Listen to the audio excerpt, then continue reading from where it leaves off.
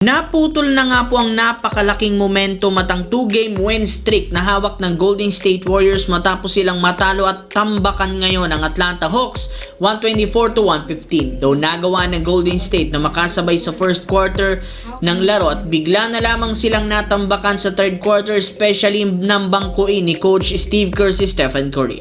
Simula nang mawala siya sa lineup, nagkaroon agad ng Hawks ng napakalaking scoring run sa third quarter.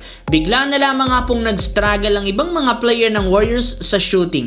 Hirap na hirap nga silang maipasok ang mga tira na sinabayan pa ng pagkakaroon ng napakaraming turnover na sinamantala ng Atlanta para makalamang sa second half. Bukod kini Stephen Curry at Jimmy Butler, wala nang ibang player ang kumana para sa Golden State. Hindi katulad sa Hawks na merong 6 na player na nagtala ng double-digit points na pinangunahan ni Onyeka Okongwu na merong 18 points, 12 rebounds, 8 assists at si Nickeil Alexander-Walker na merong 24 points. Sa madaling salita, hindi talaga kinaya ng Golden State ang lalim ng lineup ngayon ng Atlanta Hawks.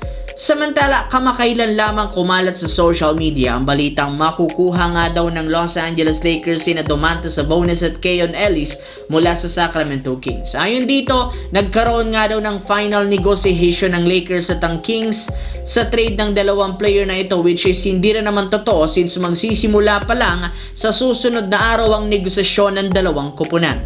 Yes mga idol, uumpisahan na nga ni Rob Pelinka ng Lakers ang pagkuha nila kina Sabonis at Ellis mula sa Kings ngayong season gamit ang kanilang mga player na sina Rui Hachimura, Jared Vanderbilt, Gabe Vincent, Dalton Keunig at si Maxi Kleber at multiple first round pick. Maliban kay Sabonis, balak nilang gamitin bilang bagong big man. Interesado rin naman sila kay Keyon Ellis na inaasahang magpapalakas ng depensa at physicality. Isa rin naman ito sa pinakamagaling na 3-and-D player at wingman na matagal nang makuha at gustong makuha ng Lakers, at posible itong maging huling pyesa na makakatulong sa kanila para sa makakuha ng titulo ngayong season.